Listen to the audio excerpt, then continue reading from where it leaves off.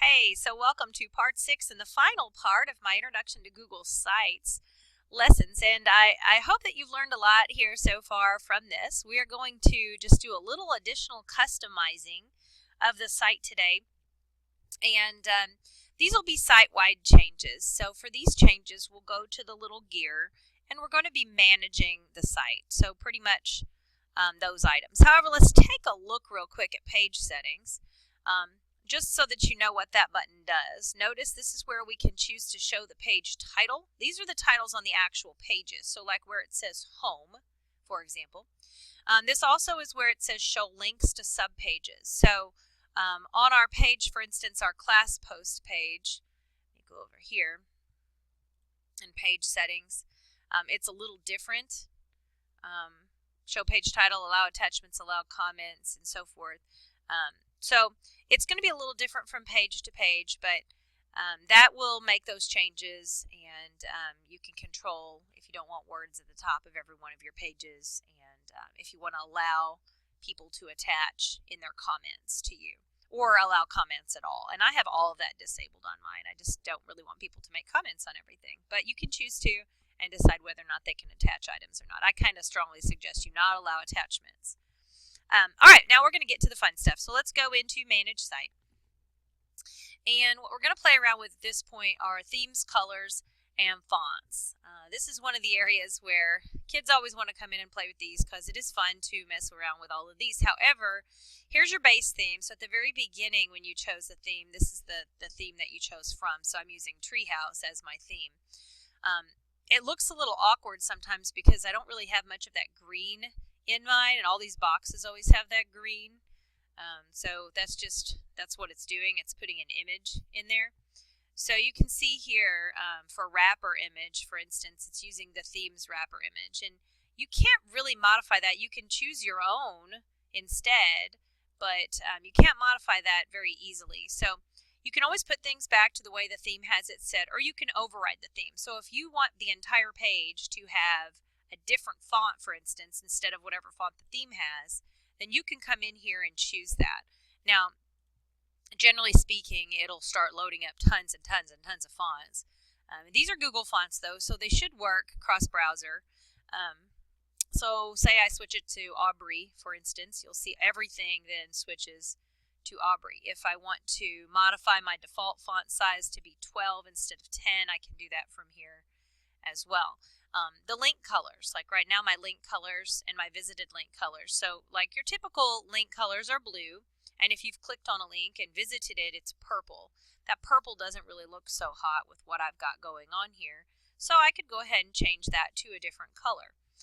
Maybe I want to use a different color of blue or whatever.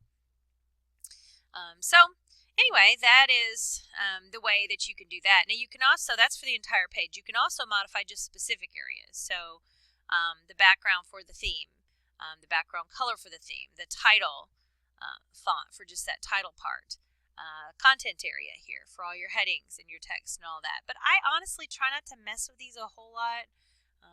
Just because it's easy to kind of mess them up and then they don't look so good.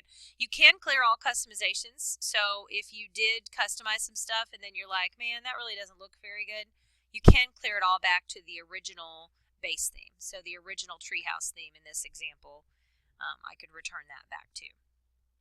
So that is a good option. You at least have that at that point. You can also browse for more themes. If you click on public, then this is how you can get to, again, a lot of these other themes. And there are some really nice pages, like here's this company website one.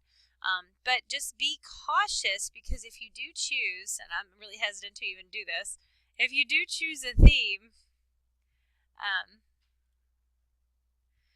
it can certainly change everything on the page.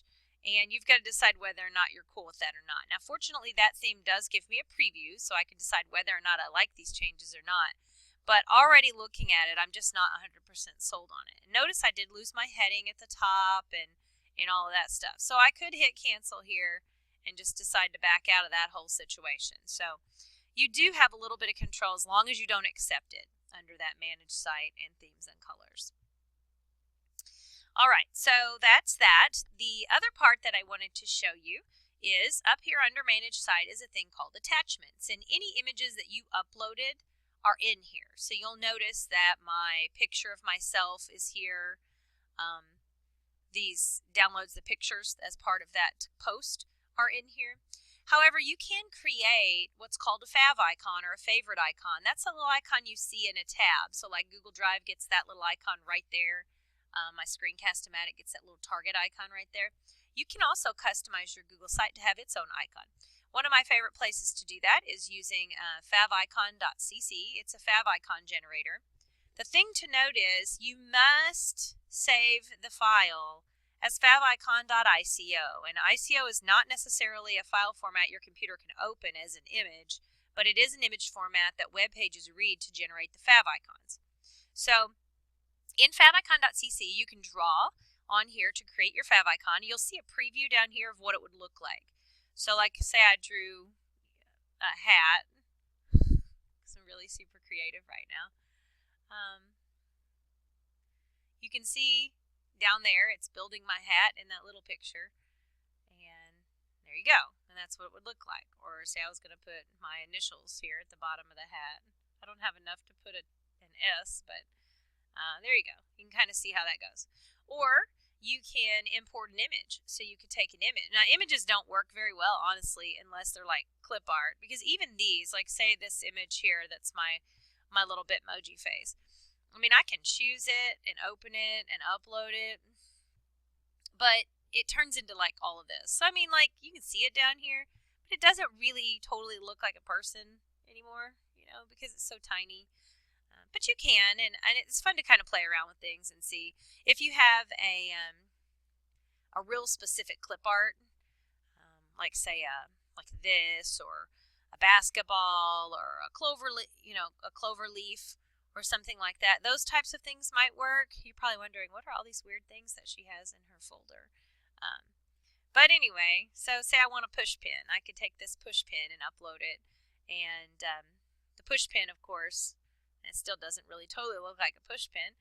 But, you know, hey, I could go through here and try to make it look a little more like one, maybe by adding some additional little parts down there. I guess that sort of looks like a push pin. All right, so in the end, what you must do then is to download your Fav icon. So you see the preview, decide whether you like it or not. You click on download, and it will download it to your downloads folder if you're in Chrome. And if you happen to be on a Chromebook, of course, it'll be on that downloads folder. Now, I've downloaded a Fav icon before, so you've got to be careful because mine is called Fav icon, and it's got parentheses and a 2 in it. That will not work. It has to be called the right thing. So I'm going to show this in the folder, and I'm going to have to upload this file to the site to be able to use it. So I'll come in here, and I'm going to upload it. And it's in my downloads folder, so let me go there. I don't even remember what I called it, so... Oh, it's Fav icon. Sometimes I'm not very smart. Okay, so here's my Fav icon. You can see I have some other ones here as well. There's this one. I'm going to hit open. And then I'm going to have to rename it because it cannot have parentheses and numbers and all that jazz. So I'm going to click here and rename. And again, favicon.ico. And it must be called that, and it must be in this attachments folder as well. All right, the file has been renamed. It's ready to roll. And now if we go back to the portfolio, notice we now have a push pin up here as our Fav icon. So pretty cool stuff, right? And it's always fun to create a Fav icon and make it your own up there as part of customizing a Google site. So there you go, folks. This has been kind of about an hour-long introduction to Google Sites. Hopefully that's got you hitting the ground running and you understand how to incorporate your own images, how to create an icon, how to embed some little widgets, and maintain a class post page, create a gallery. We've really covered a lot of ground, so I hope that you've enjoyed this journey, and good luck to you as you create your own Google Sites. I will tell you that Google Sites has done or they're in the process of doing a revamp. So from what I understand, they are going to revamp Sites, and there'll be some new features, and I guess it'll be kind of Sites 2.0, so we'll be definitely looking for what happens with that here in the coming months. But hopefully all of these things will still be functional and very easily transition from one version to the next. So good luck to you.